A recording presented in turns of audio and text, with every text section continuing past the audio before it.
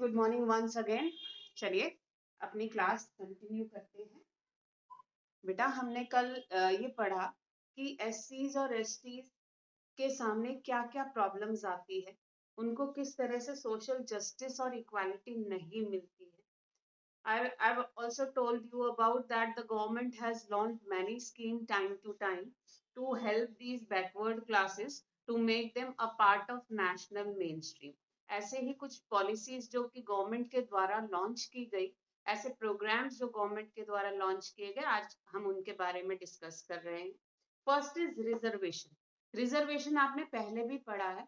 Reservation means a percentage of seats that are reserve for backward classes, mainly for SCs, STs, and OBCs in public offices, in private educational institutes, and many more areas, right? मतलब कि ये backward classes जो हैं उनके लिए बहुत सारी percentage of seats, कुछ परसेंट होती है सीट्स जो कि रिजर्व्ड होती है हर जगह पर, चाहे वो गवर्नमेंट ऑफिसेज हो, चाहे वो गवर्नमेंट कोर्ट्स हो, चाहे वो गवर्नमेंट कोई भी एरिया हो, वहां पर इनके लिए बैकवर्ड क्लासेस के लिए सीट्स जो है रिजर्व होती है।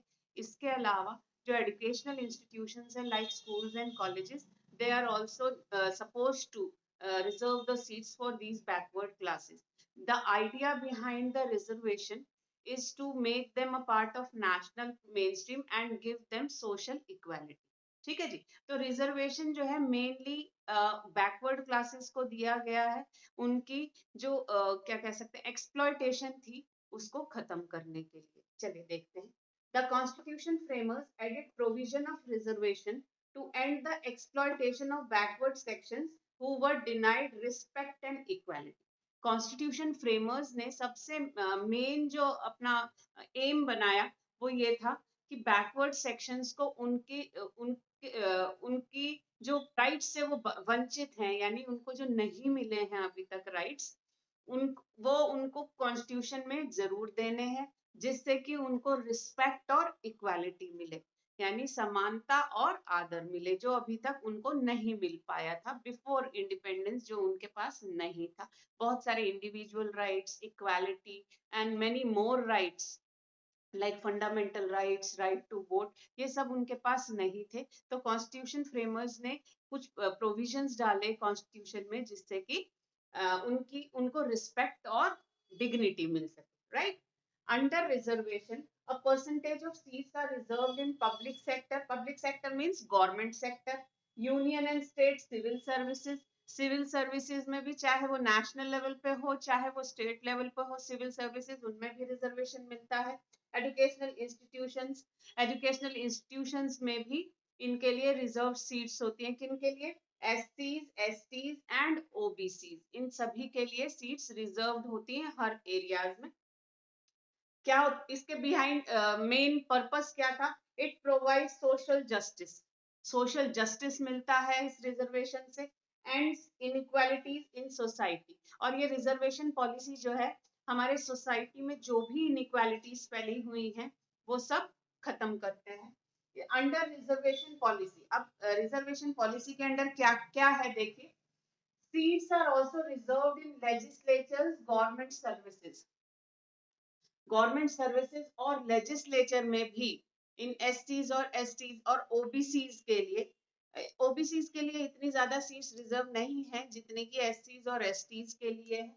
SC, STs, OBCs are given relaxation in upper age limit. अब ये अपर एज लिमिट क्या है देखिए। जैसे नॉर्मली कोई भी हमारे गवर्नमेंट जॉब के लिए कोई वैकेंसी निकलती है, अगर जो हायर कास्ट है उनके लिए 30 इयर्स मैक्सिमम एज होती है, यानी 30 इयर्स तक के जो लोग हैं वो अगर भर सकते हैं, तो इन बैकवर्ड क्लासेस के लिए उस एज में भी रिलैक्सेशन, छूट मिलती है।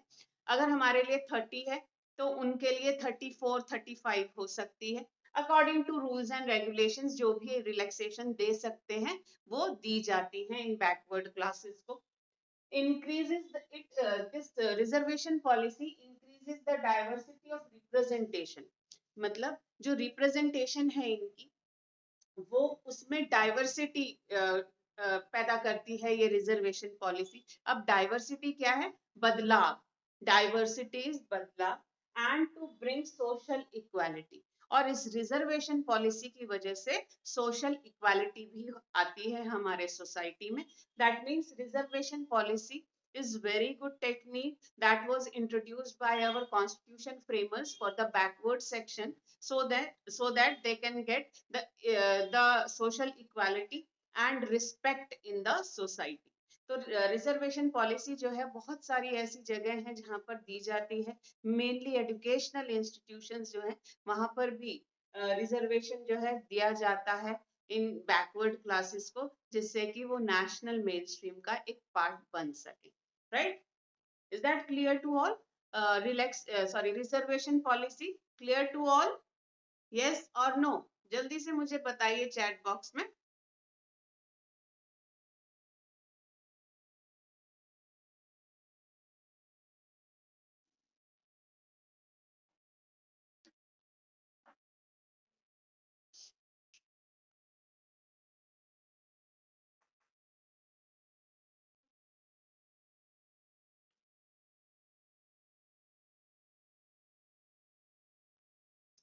Most of the students are writing yes ma'am. That means you have understood the reservation. Next topic करते हैं। अभी ओबीसीज के बारे में बेटा बताएंगे। ओबीसीज जो है उसके बारे में कोई बच्चा पूछ रहा है, अभी बताते हैं, उसके बारे में पूरा डिस्कस करेंगे। पहले एक चीज और, जो कि बैकवर्ड क्लासेस के बैकवर्डनेस को खत्म करने के लिए एक और पॉलिसी है या प्रोग्राम है जो लॉन्च किया गया है, वो है political safe guard.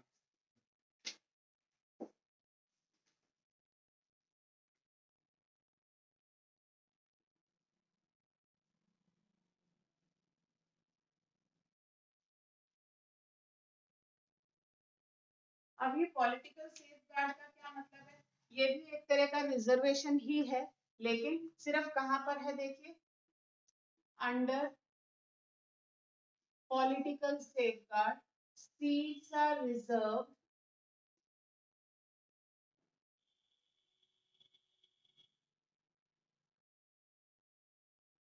For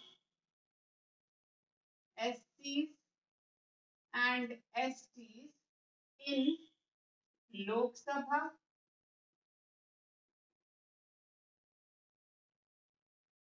state legislatures,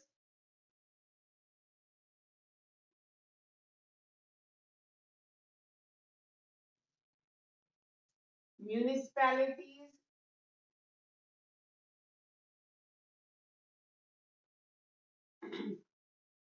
न्याय पंचायत,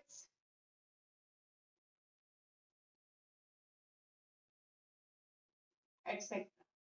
यानी पॉलिटिकल सेफ गार्ड के अंदर रिजर्व सीट्स होती हैं एससीज और एसटीज के लिए, कहाँ कहाँ? लोकसभा यानी मेन नेशनल गवर्नमेंट में, यूनियन गवर्नमेंट में। उसके बाद स्टेट लेजिस्लेचर्स में भी इनके लिए सीट्स जो है रिजर्व होती हैं। म्यूनिसपैलिटीज में भी, नगर परिषद में भी ये सीट्स रिजर्व होती हैं। और न्याय पंचायत यानी विलेज पंचायत में भी इनके लिए सीट्स रिजर्व होती हैं, जिससे कि इनकी बैकवर्डनेस जो है टू एंड द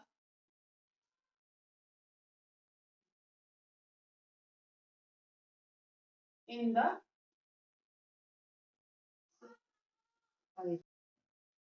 बैकवर्डनेस जो है सोसाइटी में वो खत्म करने के लिए ये पॉलिटिकल सेफ गार्ड दिया गया है। पॉलिटिकल सेफ गार्ड से बहुत सारे ऐसे लोग हैं जिनको कि पॉलिटिकल फील्ड में रिजर्वेशन दिया गया है। Is that clear? ये क्लियर है बेटा सबको? यस और no?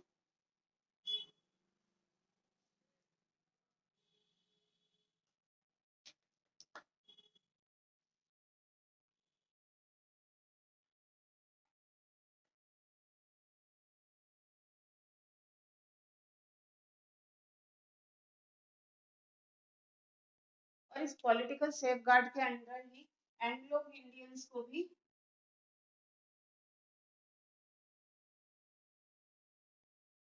Are also given reservation. तो एंग्लो इंडियंस को भी इसमें रिजर्वेशन दिया गया अंडर पॉलिटिकल सेफ गार्ड। ये पॉलिटिकल सेफगार्ड एंग्लो इंडियंस को तभी दिया जाता है if they are not adequately represented in the Lok Sabha. आपको पता है कि लोकसभा में 2 एंग्लो इंडियन सीट्स जो हैं वो प्रेसिडेंट नॉमिनेट कर सकता है अगर कोई एंग्लो इंडियन रिप्रेजेंटेशन ना हो तो एंग्लो इंडियंस को तभी रिजर्वेशन मिलेगा जबकि उनका रिप्रेजेंटेशन एडिक्वेट ना हो। Is that clear to everyone? जल्दी से बताइए बेटा चैट बॉक्स में। Yes or no? Is that clear to everyone or not? बताइए बेटा जी। Okay, clear, clear, very good, clear, clear. Okay, चलिए आगे करते हैं।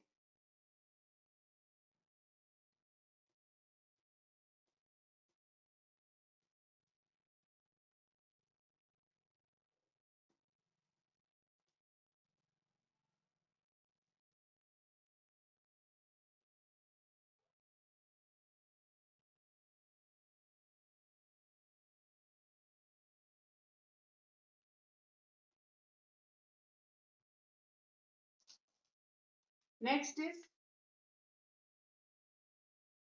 अदर बैकवर्ड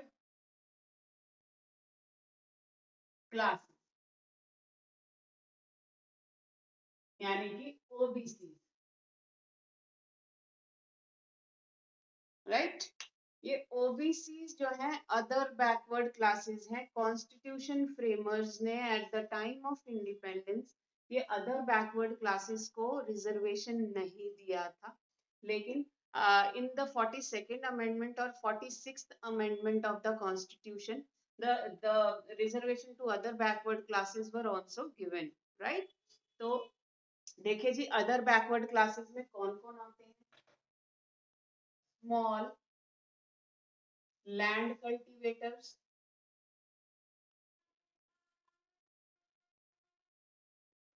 नेक्स्ट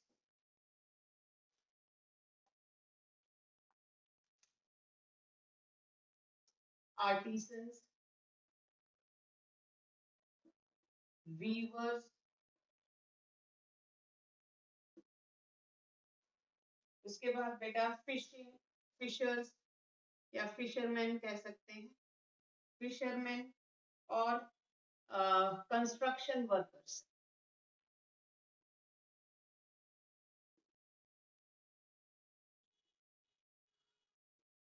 ये जो है अदर बैकवर्ड क्लासेस में कुछ लोग आते हैं, और ये जो इनको रिजर्वेशन दिया गया वो दिया गया 1978 में।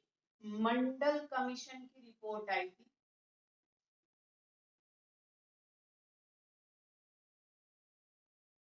कमीशन रिपोर्ट,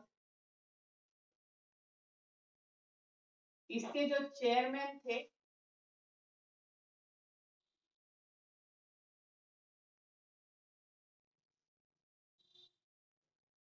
बीपी मंडल।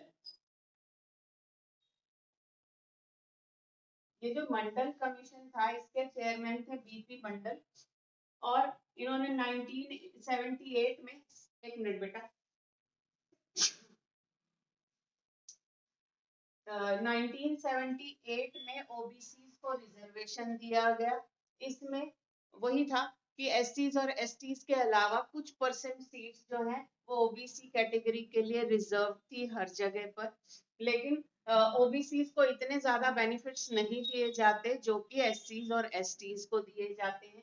1978 में ये दिया गया, मतलब ओबीसी को ओबीसी कैटेगरी जो है वो कॉन्स्टिट्यूशन में लिस्ट की गई, और मंडल कमीशन अंडर चेयरमैन बीपी मंडल ने ये काम किया। इस कमीशन में बहुत से मेंबर्स थे, लेकिन जो चेयरमैन थे इसके वो थे BP Mandal, right.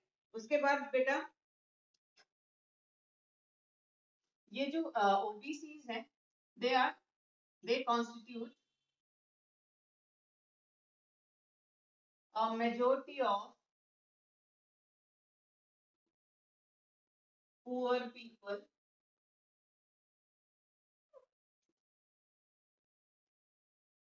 Right, and backward population.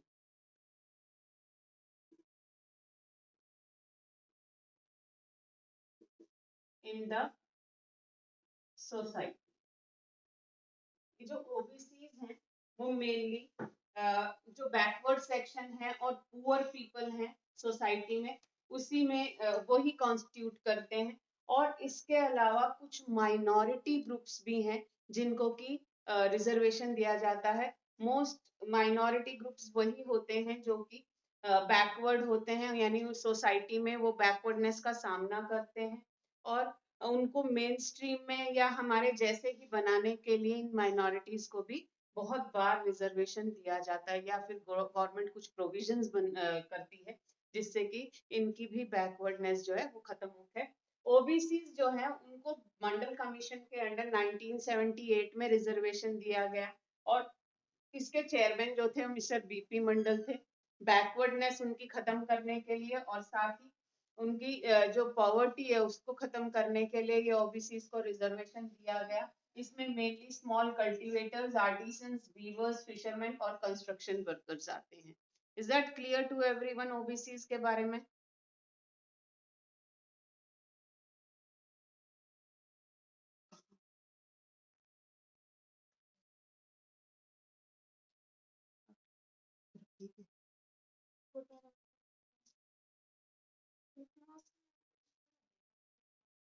बेटा, एंग्लो इंडियंस जो हैं वो लोग होते हैं जो कि बाहर से आकर हमारे देश में रहने लग गए हैं। और एंग्लो इंडियन कम्युनिटी जो है वो लोकसभा में 2 मेंबर्स कम से कम एंग्लो इंडियन कम्युनिटी के होने चाहिए। और एंग्लो इंडियंस जो है उनको मेनली वो लोग कहा जा सकता है जो कि किसी दूसरे देश से आकर हमारे देश में बहुत सालों से रह रहे हैं और उनको इंडियन सिटीजनशिप मिल गई, राइट?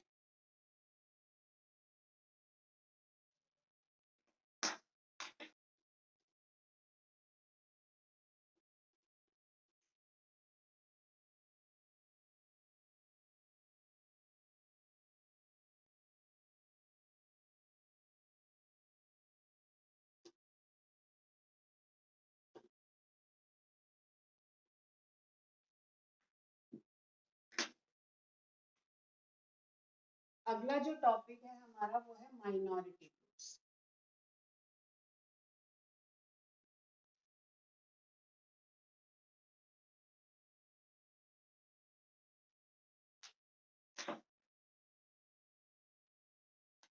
माइनॉरिटी ग्रुप्स में मेनली कुछ ग्रुप्स आते हैं।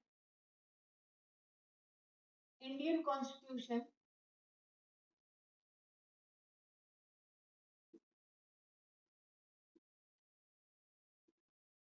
has provided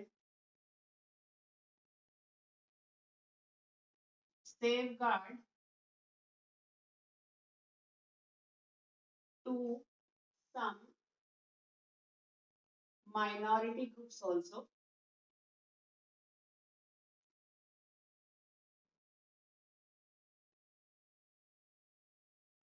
These are Sikhs, Muslims, Christians, Jains, Parsis और Buddhist.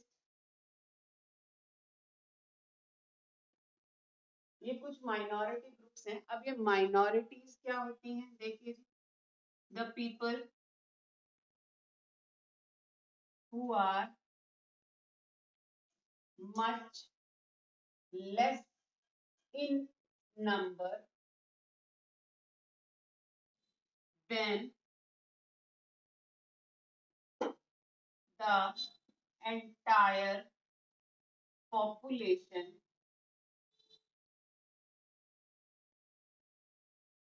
are known as minority groups। वो लोग जो कि संख्या में, अमाउंट, नंबर में बहुत कम होते हैं एंटायर पॉपुलेशन में, उनको माइनॉरिटी ग्रुप्स कहा जाता है। इसमें सिख हैं, मुस्लिम्स हैं, क्रिश्चियंस हैं, जैन्स हैं, पारसीज हैं, बुद्धिस्ट हैं। ये कुछ माइनॉरिटी ग्रुप्स हैं। एक्चुअली हमारे देश में मेजर पॉपुलेशन यानी जो मेजोरिटी पॉपुलेशन जो है इंडिया में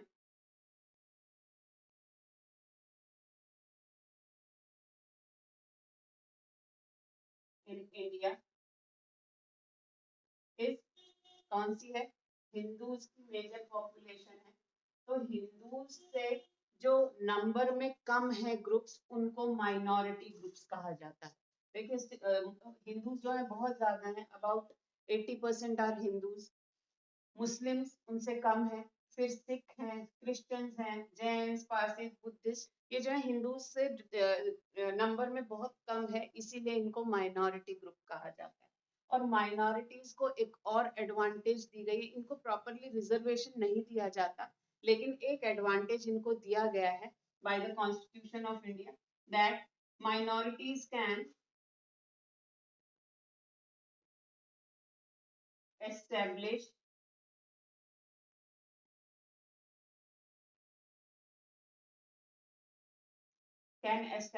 their own educational institutions.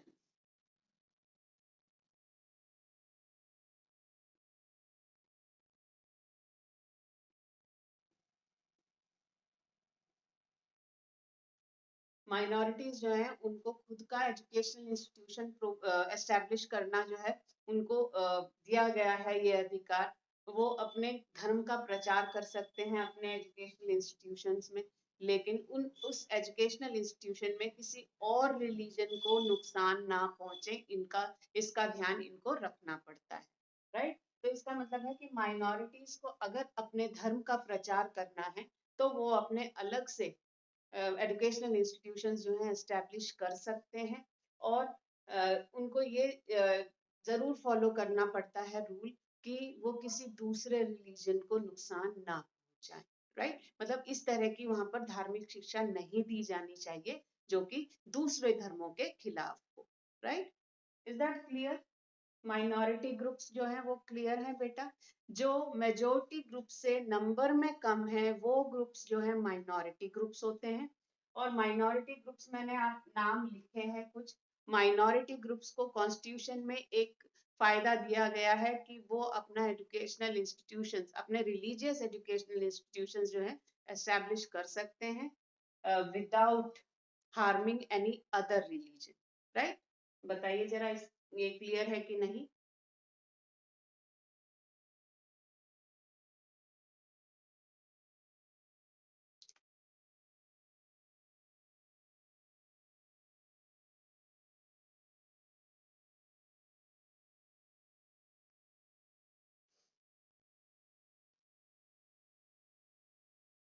चलिए, ज्यादातर बच्चे लिख रहे हैं क्लियर है मैम।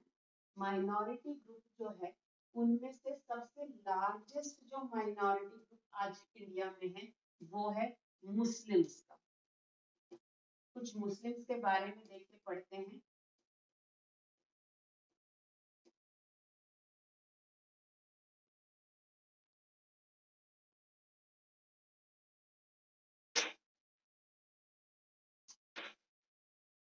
इन इंडिया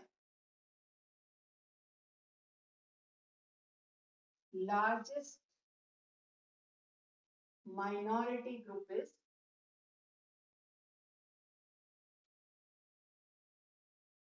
मुस्लिम्स जो है उन वो सबसे बड़ा माइनॉरिटी ग्रुप है, मतलब और माइनॉरिटी ग्रुप से नंबर में मुस्लिम्स जो है ज्यादा हैं। आपको पता है मुस्लिम्स की बैकवर्डनेस जो है बहुत समय से चली आ रही है। और ये जो है मुस्लिम्स, दे लैग बिहाइंड। किस वजह से इनकी बैकवर्डनेस है? They lag behind both educationally and economically. ये मेन स्ट्रीम से बहुत पीछे हैं। क्यों है? क्योंकि एजुकेशन का अभाव है और साथ में इनके जो इनकम है वो भी कम होती है। इकोनॉमिकली भी ये पुअर है और साथ ही एजुकेशनली भी ये बहुत पीछे हैं। इसीलिए जो मुस्लिम्स का ग्रुप है वो अभी तक भी मेन स्ट्रीम का एक पार्ट नहीं बन पाया है। दे मोस्टली प्रेफर religious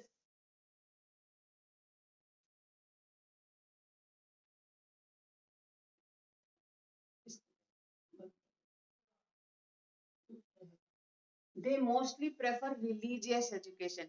मुस्लिम जो हैं वो अपनी रिलीजियस एजुकेशन को प्रेफर करते हैं आज भी। वो चाहते हैं कि उनके बच्चों को उन्हीं की रिलीजन से रिलेटेड एजुकेशन मिले, जिससे कि उनको उनके धर्म के बारे में जानकारी हो।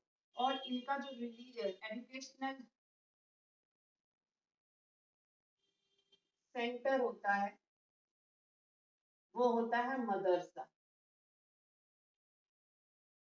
मदरसा के बारे में हमने पहले भी पढ़ा हुआ है। जो मुस्लिम एजुकेशन जिस जगह पर दी जाती है, मोस्टली जो मॉस्क होती है, मस्जिद होती है, उसी के साथ में एक एजुकेशनल सेंटर भी होता है मुस्लिम्स का, जहाँ पर की रिलीजियस एजुकेशन मुस्लिम्स को दी जाती है, उसको कहा जाता है मदरसा। तो आज भी बहुत सारे ऐसे मुस्लिम्स हैं जो कि अपने बच्चे को मदरसे में एजुकेशन दिलाना चाहते हैं, so that they can know about their religion. लेकिन धीरे धीरे बहुत सारे ऐसे मुस्लिम्स भी आजकल सामने आए हैं जो कि अपने बच्चों को मेन स्ट्रीम एजुकेशन का पार्ट बना रहे हैं। ठीक है।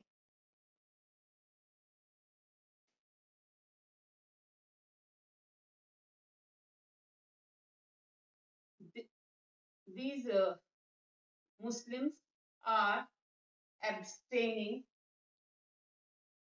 abstaining का मतलब होता है वंचित हैं from main stream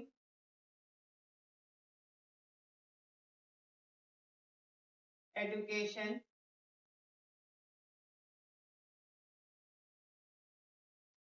because they opt for traditional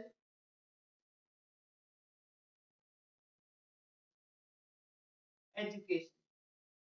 क्यों ये पीछे हैं? क्योंकि वो ट्रेडिशनल एजुकेशन को ऑप्ट करते हैं, प्रेफर करते हैं और मेन स्ट्रीम एजुकेशन से दूर रहते हैं। अब देखिए,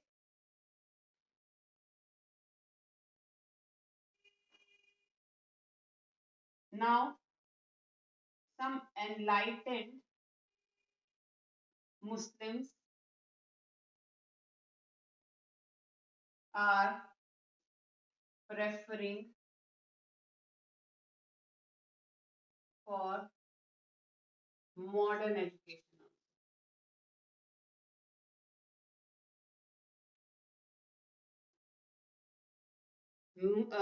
मतलब मोस्टली जो मुस्लिम्स होते हैं वो ट्रेडिशनल एजुकेशन को प्रेफर करते हैं, यानी अपने रिलीजियस एजुकेशन को प्रेफर करते हैं।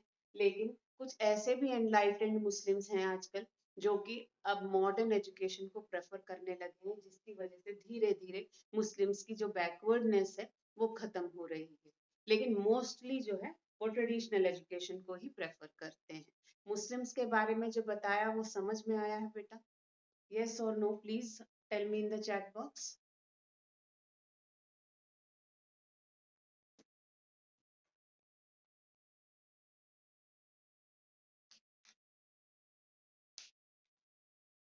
बताइए बेटा जी, मुस्लिम्स के बारे में। हाँ बेटा, एक बच्चा पूछ रहा है एब्स्टेनिंग का क्या मतलब है। एब्स्टेनिंग का मतलब होता है वंचित रहना, यानी मिल नहीं पाना, कोई फैसिलिटी जब नहीं मिल पाती है, दैट इज कॉल्ड एब्स्टेनिंग। और बताइए, क्लियर और not?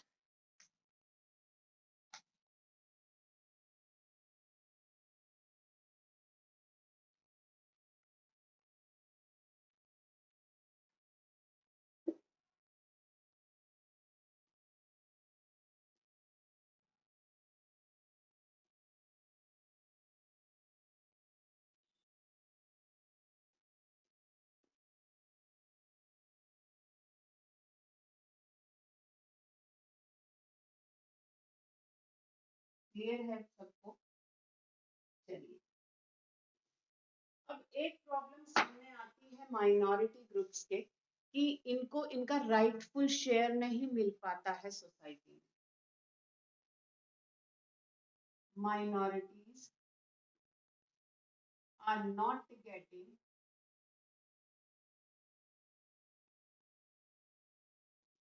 their rightful share. Rightful share मतलब इनको जो शेयर मिलना चाहिए, यानी जिस तरह से बिहेवियर इनको मिलना चाहिए वो नहीं मिल पाता।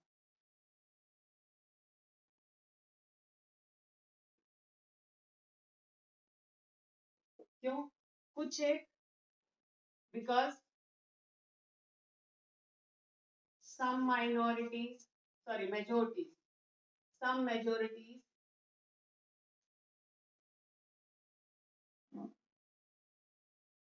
do discrimination with them.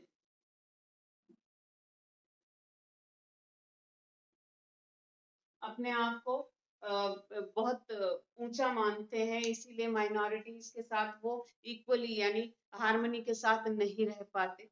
लेकिन इसके लिए हमें मतलब इस राइटफुल शेयर को प्राप्त कराने के लिए क्या करना चाहिए? We should live in harmony, we should live in harmony with them,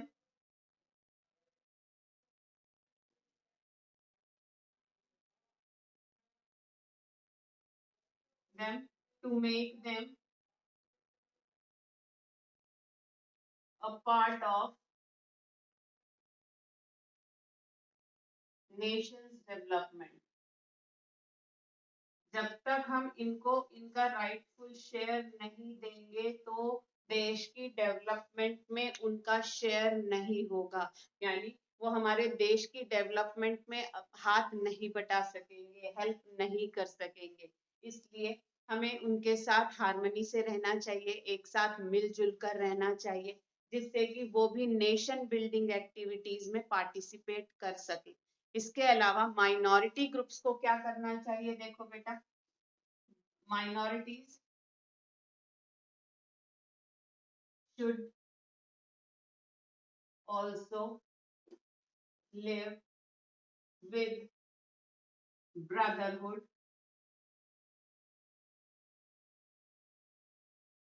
with the rest of the population.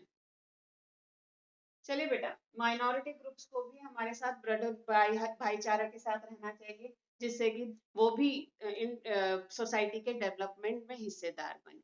यहाँ तक आप बेटा पढ़िए, आपका पेज नंबर 249 तक ये हो चुका है। अभी की क्लास के लिए टाइम ओवर हो चुका है बेटा। Good afternoon to all and bye bye.